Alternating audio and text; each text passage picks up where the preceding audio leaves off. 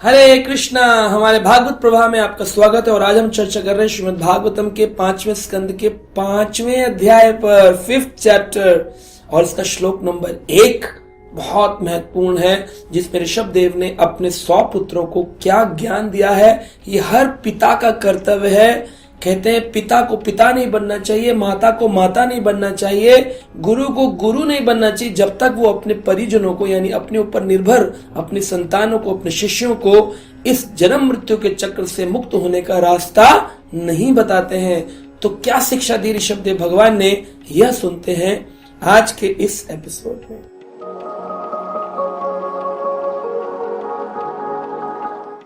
ऋषभ उवाच नायं देहो देहभाजां न लोके कष्टान् कामान् अर्हते विडभुजां ये तपो दिव्यं पुत्रकायेन सत्वं शुद्धेत यस्मात् ब्रह्म सुखायं तु अनंतम। ऋषभ देव ने कहा नायम देहो देहभाजो न लोके। नायम देहम का मतलब है मैं ये शरीर नहीं हूं, और जितने भी देह भाजन है यानी कि जितने भी लोग अपने को ये शरीर मानकर बैठे हैं, वह लोग इस संसार में हमेशा ही क्या करते हैं, कष्टान कामान, कष्ट पाते हैं। कष्ट शब्द है कष्टान कामान, उनकी अपनी इच्छाओं के कारण वो कष्ट पाते रहते हैं, जीवन भर उनको कष्ट मिलते हैं। कष्टान कामान, उनके जीवन में बड़े कष्ट आते हैं जो लोग अपने को यह शरीर मानते रहते हैं। तो ऋषभ देव भगवान बता रहे हैं इस शरीर के परे के धर्म, आत्म साक्षात्कार के धर्म, भगवत धर्म की ओर उठो मेरे पुत्रों। अपने जीवन को यूं ही खराब मत कर देना। ये मनुष्य शरीर ऐसे है जैसे समुद्र के किनारे पड़ी हुई करोड़ों अंश रेत के, उनमें से एक कण उठाओ और पता करो ये एक कण, पूरे समुद्र में कितने कण हैं, उसमें से एक कण उठाओ, बोलो ये क्या है, बोले ये मनुष्य शरीर है और इतनी योनियों के बाद मिला है। अरे बाप, समुद्र के किनारे जो रेत होती, कितनी रेत है, उसमें से एक कण, ये मनुष्य बनने का एकमात्र उपाय है। इतने करोड़ों जन्मों के बाद एक बार, बड़े भाग्य मानुष तन पावा सुदुर्लभ, सब ग्रंथन गावा। सारे ग्रंथों ने बताया बड़ा दुर्लभ है, बड़े ग्रंथों ने बताया कि दुर्लभ है, तो क्या करें, ग्रंथों ने बताया है, हमें करना क्या है। तो यहां पर बता रहे हैं कष्टान कामान अर्हत विट भुजाम। ये विट भुजाम मतलब होता है सूकर का मल, शुकर का जो मल है, ये है संसार में इंद्रिय तृप्ति करने का फल, यानी कि सूकर के मल को खाने के बराबर है संसारी भोग वासनाओं में फंसे रहना। अपने पुत्रों को कह रहे हैं ये जरूरी नहीं कि तुम ग्रस्त नहीं हो सकते हो, ग्रस्त में रह के भी तुम भजन करो, भगवान की सेवा करो, अपने जीवन को आश्रम बनाओ, ग्रस्त आश्रम। आश्रम होटल मत बनाओ अपने घर को। टीवी लगा रखे हैं, क्रिकेट मैच चल रहे हैं, बच्चे मोबाइल खेल रहे हैं, कोई किसी की नहीं सुन रहा, झगड़े हो रहे हैं। घर को ग्रस्त आश्रम बनाओ। आश्रम मतलब कीर्तन की ध्वनि आए, माला जप करें, एक दूसरे से प्रेम व्यवहार हो, खाना बन के भगवान को भोग लगे। अगर ये नहीं करते हो तो तुम्हें कष्ट मिलेगा। कष्टान कामान, अपनी इच्छाओं को दबाओ। विट भुजाम, ये अरे ये इंद्रिय तृप्ति तो मल है, शुकर का मल है, जिसको शुकर खुद भी नहीं खाता है। शुकर दूसरे पशुओं का मल खाता है पर अपना तो वो भी नहीं खाता।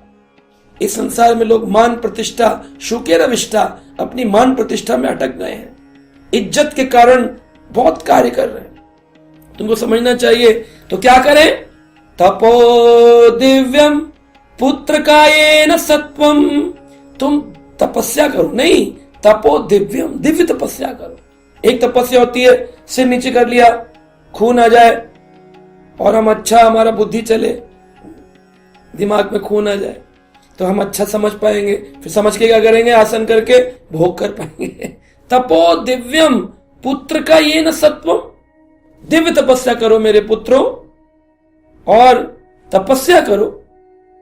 एक तपस्या है योगा करना, आसन करना, ये तपस्या की बात नहीं है। दिव्य तपस्या क्या है, सुबह जल्दी उठकर भगवान के नाम का जप करना। हरे कृष्ण कृष्ण कृष्ण हरे हरे, हरे राम राम राम हरे। भगवान के नाम का कीर्तन जप करना, भगवान की आरती करना, भगवान को भोग लगाना, ये दिव्य तपस्याएं हैं।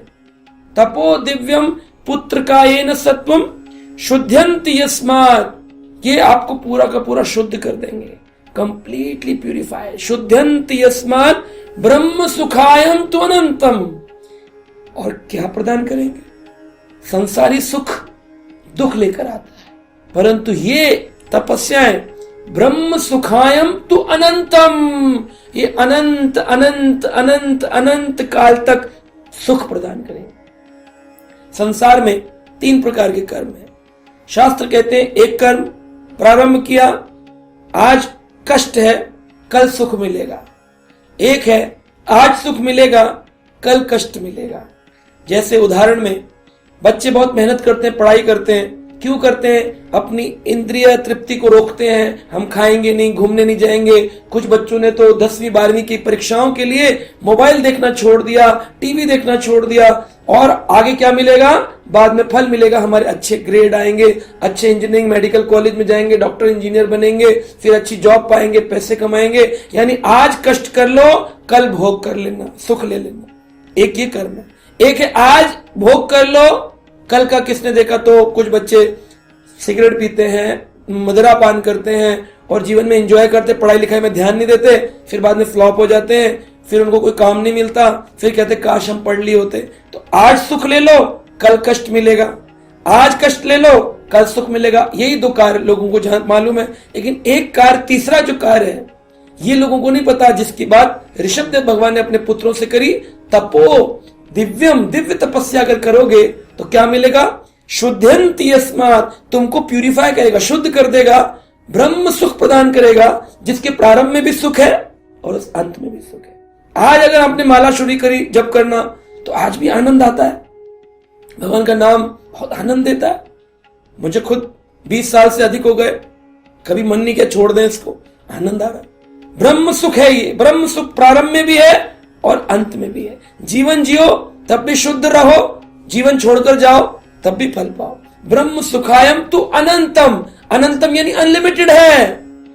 संसारी सुख कैसा होता है? मेहनत कर ली, 12वीं की परीक्षा में, 12वीं में आ गए 99%, इंजीनियरिंग में गए, वहां पर गड़बड़ हो गया, फोकस लूट गया, जॉब नहीं मिली। अरे 99 लाए थे उस काल में, आज वो सुख नहीं दे रहा है, क्योंकि वो लिमिटेड सुख है। शादी करने से पहले बहुत सुखी होते हैं, शादी के 5 साल बाद लिमिटेड सुख खत्म, फ्लॉप शो। तो ये संसारी सुख जो है वो लिमिटेड है। संसारी सुखम और ब्रह्म सुखम, ये 2 सुख हैं। अब आपको देखना है ब्रह्म सुख लेना है या संसारी सुख लेना है। ब्रह्म सुखायम तो अनंतम, लेकिन संसारी सुखम तुच्छम, क्षणिक है, ये बहुत छोटा है, इसकी लॉन्ग लाइफ नहीं है। तो इसलिए ऋषभदेव ने कहा आत्म साक्षात्कार की विधि को पालन करो, इससे तुम्हें ब्रह्म सुख की प्राप्ति होगी। तो आप लोग भी अपने घर में दिव्य तपस्या कर सकते हैं, भगवान का भजन करें, जप करें, ग्रंथ पढ़ें, भगवान को भोग लगा के प्रसाद खाएं और अपने जीवन को ब्रह्म सुख से ओत प्रोत करें। हरे कृष्णा।